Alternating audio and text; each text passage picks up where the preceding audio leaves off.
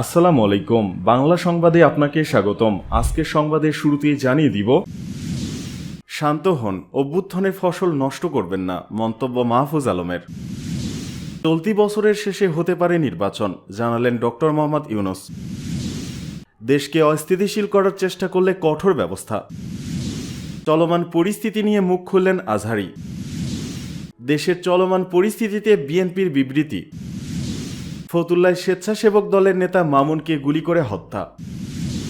শান্ত হন, অভ্যুত্থানের ফসল নষ্ট করবেন না, মন্তব্য মাহফুজ আলমের। অন্তর্বর্তী সরকারের উপদেষ্টা মাহফুজ আলম জনগণকে শান্ত হওয়ার এবং অভ্যুত্থানের ফসল নষ্ট না করার আহ্বান জানিয়েছেন। গতকাল বৃহস্পতিবার রাতে সামাজিক যোগাযোগ মাধ্যম ফেসবুকে তিনি এই আহ্বান জানান। স্ট্যাটাসে মাহফুজ আলম বলেন, শান্ত হন, সরকারকে কাজ করতে দিন, বিচার ও সংস্কার হবেই। জনগণ এবার রাজনৈতিকভাবে শিক্ষিত হবার সুযোগ পেয়েছে। এখন গঠনমূলক রাজনীতির সময়, উত্তম বিকল্প দেখানোর সময়। প্রতিরোধের প্রয়োজনীয় দরকার নিজেদেরকে প্রশিক্ষিত, প্রজ্ঞা ও স্থির করে তোলা। তিনি বলেন, একটা দীর্ঘমেয়াদী লড়াই, প্রস্তুতি নিন, হটকারিতা করবেন না, অভ্যুত্থানের ফসল নষ্ট করবেন না। শত্রুরা আপনাদের যেভাবে দেখতে ও দেখাতে চায় সে পথে না যাওয়াই এদেশের জন্য ভালো। মাহফুজ আলম তার স্ট্যাটাসে বলেন, হাসিনার দিয়ে যাওয়া ট্রমা যেন আমাদের উপর ছায়া না ফেলে। আমরা একটা নতুন সমাজ ও রাষ্ট্র গড়বই। দীর্ঘপথ, কিন্তু আমাদের জাতির সামনে আর কোনো বিকল্প নাই। চলতি বছরের শেষে হতে পারে নির্বাচন, মন্তব্য ডক্টর ইউনূসের। চলতি বছরের শেষ দিকে জাতীয় সংসদের নির্বাচন হতে পারে বলে জানিয়েছেন অন্তর্বর্তী সরকারের প্রধান উপদেষ্টা ডক্টর মোহাম্মদ ইউনূস। বুধবার জাপানের ব্রডকাস্টিং কর্পোরেশনকে দেয়া বিশেষ সাক্ষাৎকারে এই তথ্য জানান ডক্টর ইউনূস। ডক্টর ইউনূস বলেন, যখন আমরা ক্ষমতায় এসেছিলাম ওই সময়ের পরিস্থিতি বললে আমি মনে করি আমরা অনেক দূর এগিয়েছি, কারণ এটি ছিল একটি বিধ্বস্ত সমাজ, বিধ্বস্ত অর্থনীতি, বিধ্বস্ত রাজনৈতিক ব্যবস্থা, বিচার ব্যবস্থা। নির্বাচন নিয়ে প্রধান উপদেষ্টা বলেন, নির্বাচনের সবচেয়ে দ্রুত সময় হতে পারে এবছরের শেষ দিক। যখন নির্বাচন হবে, যারা নির্বাচিত হবে তারা কাজ করার জন্য শক্তিশালী একটি ভিত্তি পাবে। জাপানি সংবাদ মাধ্যমটিতে তরুণ প্রজন্মকে নিয়েও কথা বলেছেন প্রধান উপদেষ্টা, যারা গত বছর শেখ হাসিনার পতনের বড় ভূমিকা রাখেন। তিনি জানান, তার আকাঙ্ক্ষা বাংলাদেশের তরুণরা ভবিষ্যতের জন্য দৃষ্টান্ত স্থাপন করবে। ডক্টর ইউনূস বলেন, তরুণরা কি করতে চায়? তারা তাদের সৃজনশীলতার শক্তি প্রদর্শন ও পুরো বিশ্বের সাথে এটি ভাগ করতে চায়। আমাদের মাথায় এই লক্ষ্যটি আছে, দেখা যাক আমরা কিভাবে আগাই। সাক্ষাৎকারে প্রধান উপদেষ্টা বাংলাদেশের সবচেয়ে বড় উন্নয়ন সহযোগী জাপানের প্রতি কৃতজ্ঞতা প্রকাশ করেন। তিনি বলেন, জাপানের প্রযুক্তি এবং অর্থায়ন তরুণ বাংলাদেশিদের জন্য কর্মসংস্থানের ব্যবস্থা করেছে। দেশকে অস্থিতিশীল করার চেষ্টা করলে কঠোর ব্যবস্থা। কোনো ধরনের উস্কানিমূলক কর্মকাণ্ডের মাধ্যমে দেশকে অস্থিতিশীল করার চেষ্টা করা হলে দায়ী ব্যক্তি ও গোষ্ঠীর বিরুদ্ধে আইনশৃঙ্খলা বাহিনী তাৎক্ষণিকভাবে কঠোর ব্যবস্থা নেবে বলে জানিয়েছেন অন্তর্বর্তীকালীন সরকার। শুক্রবার রাতে প্রধান উপদেষ্টার প্রেস উইংয়ে পাঠানো এক বিবৃতিতে তা জানানো হয়। অন্তর্বর্তী সরকারের বিবৃতিতে বলা হয়, অন্তর্বর্তী সরকার গভীর উদ্বেগের সঙ্গে লক্ষ্য করছে যে কতিপয় ব্যক্তি ও গোষ্ঠী সারা দেশে বিভিন্ন প্রতিষ্ঠান ও স্থাপনায় ভাঙচুর ও অগ্নিসংযোগের চেষ্টা করছে। সরকার এ ধরনের কর্মকাণ্ড শক্তভাবে প্রতিহত করবে। অন্তর্বর্তী সরকার নাগরিকদের জানমালের নিরাপত্তা রক্ষায় প্রস্তুত জানিয়ে আরও বলা হয়, কোনো ধরনের উস্কানিমূলক কর্মকাণ্ডের মাধ্যমে দেশকে অস্থিতিশীল করার চেষ্টা করা হলে দায়ী ব্যক্তি ও গোষ্ঠীর বিরুদ্ধে আইন শৃঙ্খলা বাহিনী তাৎক্ষণিকভাবে কঠোর ব্যবস্থা নেবে এবং দোষীদের বিচারের মুখোমুখি দাঁড় করাবে। চলমান পরিস্থিতি নিয়ে মুখ খুললেন আজহারী। ছাত্র জনতার রক্তক্ষয়ী গণঅভ্যুত্থানের 6 মাস পর ফের সক্রিয় রাজনীতিতে ফেরার মরিয়া চেষ্টা করছে পতিত আওয়ামী লীগ সরকার। সেই লক্ষ্যে বুধবার ছাত্র সমাজের উদ্দেশ্যে ভাষণ দেন ভারতে পালিয়ে যাওয়া সাবেক প্রধানমন্ত্রী শেখ হাসিনা। আর এর পরপরই তীব্র ক্ষোভে ফেটে পড়ে ছাত্র জনতা।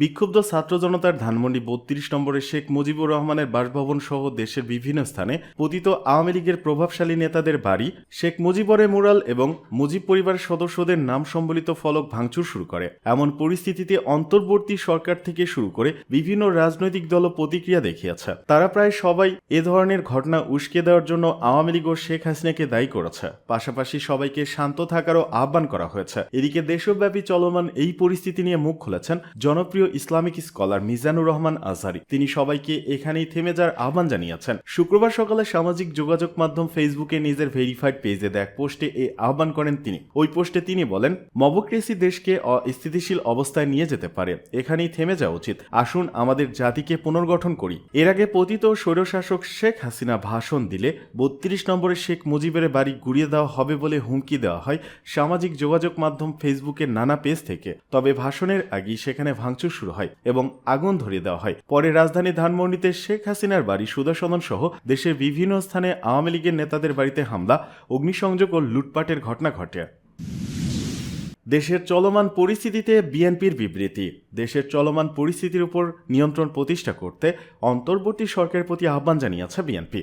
কঠোরভাবে আইন শৃঙ্খলা প্রতিষ্ঠা করে রাষ্ট্র ও সরকারের ভূমিকা দৃশ্যমান করা এখন সময়ের দাবি বলে মনে করে দলটি। বৃহস্পতিবার রাতে বিএনপির সিনিয়র যুগ্ম মহাসচিব রুহুল কবির রিজভী স্বাক্ষর করা এক সংবাদ বিজ্ঞপ্তিতে এসব কথা বলা হয়েছে। বিবৃতিতে বলা হয়, আমরা গভীর উদ্বেগের সঙ্গে লক্ষ্য করছি হাজারো শহীদের আত্মত্যাগের মধ্য দিয়ে বিতাড়িত, পতিত, পরাজিত, পলাতক স্বৈরাচার এবং তার দোসরদের উস্কানিমূলক আচরণ, জুলাই আগস্টের রক্তক্ষয়ী ছাত্র গণ অভ্যুত্থান সম্পর্কে অশালীন এবং আপত্তিকর বক্তব্য দেশের জনগণের মধ্যে তীব্র ক্ষোভ এবং ক্রোধের জন্ম দিয়েছে। এরই ফলশ্রুতিতে বুধবার ঢাকাসহ দেশের বিভিন্ন স্থানে পতিত স্বৈরাচারের স্মৃতি, মূর্তি, স্থাপনা ও নামফলক ভেঙে ফেলার মতো জনস্পৃহা দৃশ্যমান হয়েছে। অন্তর্বর্তী সরকারের পদক্ষেপের সমালোচনা করে বিবৃতিতে বলা হয়, অন্তর্বর্তীকালীন সরকার 6 মাসেও পলাতক স্বৈরাচার এবং তাদের দোসরদেরকে আইনের আওতায় আনতে যথেষ্ট কার্যকর পদক্ষেপ জনসম্মুখে দৃশ্যমান করতে সফল হয়নি বলে জনমতে প্রতিবাদ হয়েছে। ফলে জনগণ আইন নিজের হাতে তুলে নেওয়ার মতো বেআইনি কর্মকাণ্ডে উৎসাহিত হচ্ছে। একটি সরকার বহাল থাকা অবস্থায় জনগণ এভাবে নিজের হাতে আইন তুলে নিলে দেশে বিদেশে সরকারের ভাবমূর্তি ক্ষুণ্ণ হতে পারে। অথচ জুলাই গণ অভ্যুত্থানে আকাঙ্ক্ষা অনুযায়ী জনগণের প্রত্যাশা ছিল দেশে আইনের শাসন পুনঃপ্রতিষ্ঠিত হবে, যা বর্তমান সরকারের সর্বোচ্চ অগ্রাধিকার হওয়া বাঞ্ছনীয় ছিল। বর্তমানে দেশে বিভিন্ন শ্রেণী পেশার মানুষ নানা ধরনের দাবি দেওয়া নিয়ে যখন তখন সড়কে মব কালচারের মাধ্যমে জনদুর্ভোগের সৃষ্টি করছে, যা সরকার যথাযথ পদক্ষেপ নিতে মুনশিয়ানা দেখাতে ব্যর্থ হচ্ছে। ফতুল্লায় স্বেচ্ছাসেবক দলের নেতা মামুনকে গুলি করে হত্যা।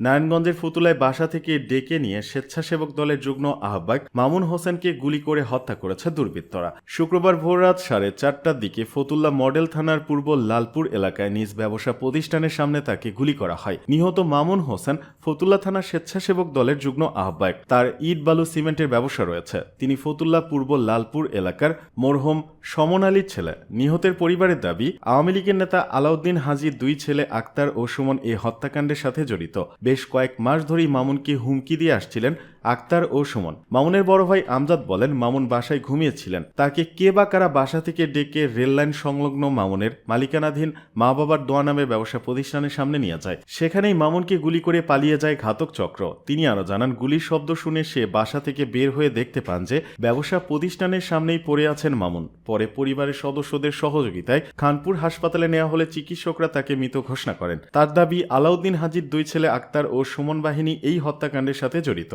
বেশ কয়েক মাস ধরেই মামুনকে হত্যার হুমকি দিয়ে আসছিল এই চক্রটি। তিনি আরো জানান, আজাদ নামের এক ছেলে মামুনের অফিসের ভেতর ঘুমান। আজাদ তাকে জানিয়েছে যে গুলির শব্দ শুনতে পেয়ে তাকিয়ে দেখে যে 2টি ছেলে দৌড়ে কোতালের বাগ এলাকা দিয়ে চলে যাচ্ছে। বিষয়টি নিশ্চিত করে ফতুল্লা মডেল থানার officer in charge OC Shariful Islam জানান, খবর পেয়ে ঘটনাস্থলে পুলিশ পাঠানো হয়েছে। হত্যাকারীদের চিহ্নিত করে গ্রেপ্তারের জন্য পুলিশের একাধিক টিম কাজ করছে।